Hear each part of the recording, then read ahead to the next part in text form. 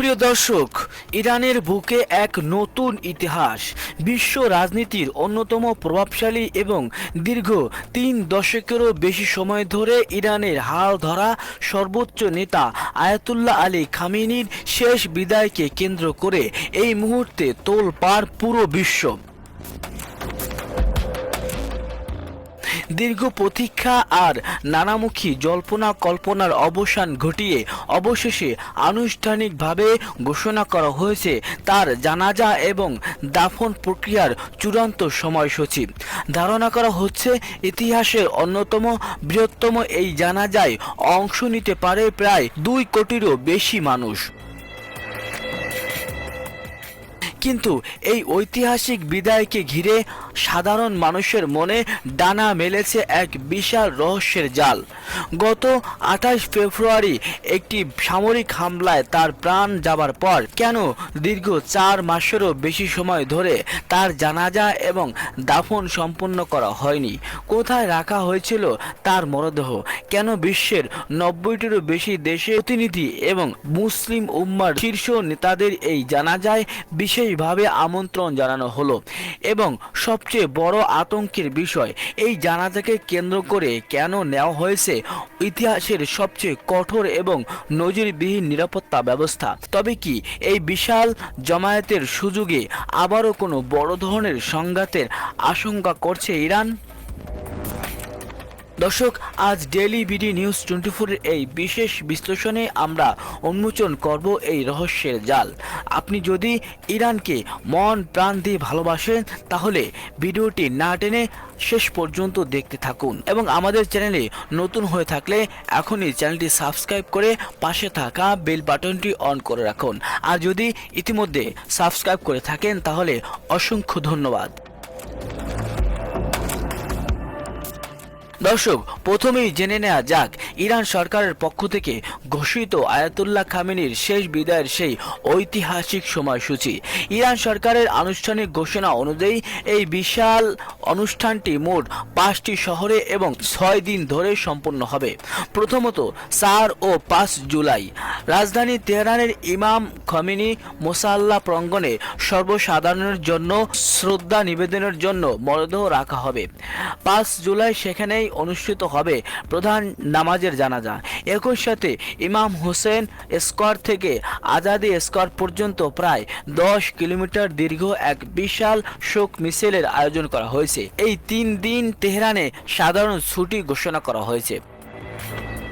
এরপরে 7 জুলাই তেহরানের আনুষ্ঠানিকতা শেষে মরদেহ নিয়ে আসা হবে শিয়া ইসলামী শিক্ষার প্রধান কেন্দ্র পবিত্র কোম শহরে। এরপরে 8 জুলাই ইরান থেকে তার মরদেহ নিয়ে যাওয়া হবে প্রতিবেশী দেশ ইরাকের পবিত্র শহর নাজাফ এবং কারবালায়।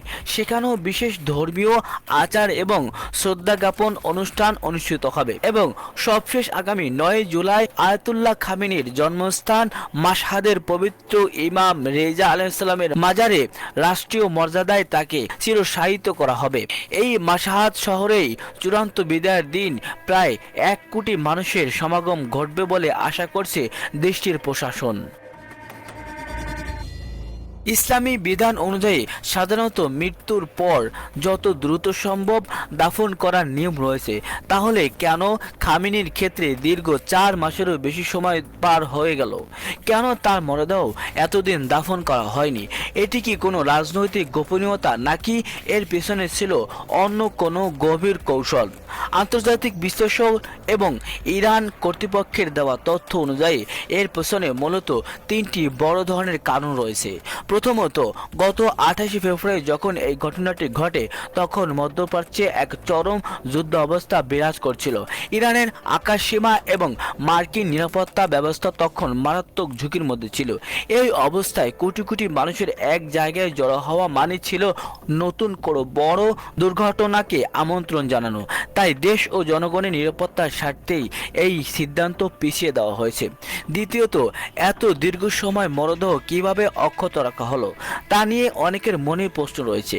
ইরান সরকার অত্যন্ত আধুনিক এবং বিশেষায়িত মেডিকেলের প্রযুক্তির মাধ্যমে এবং নিয়ন্ত্রিত তাপমাত্রায় বিশেষ হিমাগারে তার মরদেহ সম্পূর্ণ সুরক্ষিত এবং অক্ষত অবস্থায় রেখেছিল, যা এ ধরনের রাষ্ট্রীয় জরুরি পরিস্থিতিতে ব্যবহৃত করা হয়ে থাকে। তৃতীয়ত, ইরান কর্তৃপক্ষ স্পষ্ট জানিয়েছে যুদ্ধ, সাময়িক যুদ্ধবিরতি এবং পরবর্তীতে মার্কিন যুক্তরাষ্ট্র ও অন্যান্য পক্ষের সাথে কূটনৈতিক প্রক্রিয়ার জটিলতার কারণেই এই দাফন বিলম্বিত হয়েছে। বর্তমানে পরিস্থিতি কিছুটা স্থিতিশীল এবং আন্তর্জাতিকভাবে একটি সমঝোতার পরিবেশ তৈরি হওয়ায় এই সময়টিকে জানাজার জন্য সবচেয়ে অনুকূল মনে করেছে ইরান।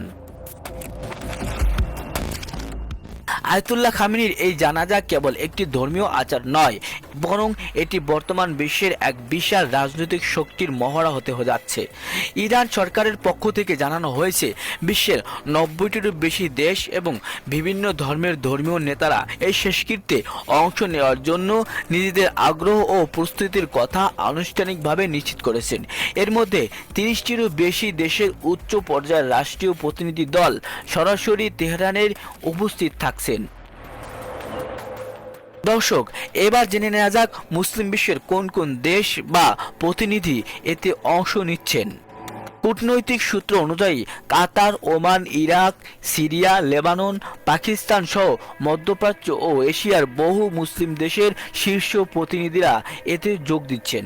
এমনকি বাংলাদেশের পক্ষ থেকেও জাতীয় সংসদের স্পিকার মেজর হাফিজ উদ্দিন আহমেদ এবং জামায়াত ইসলামের একটি উচ্চ পর্যায়ের সংসদীয় প্রতিনিধি দল এই রাষ্ট্রীয় শোক অনুষ্ঠানে অংশ নিতে ইরান সফরে যাচ্ছেন।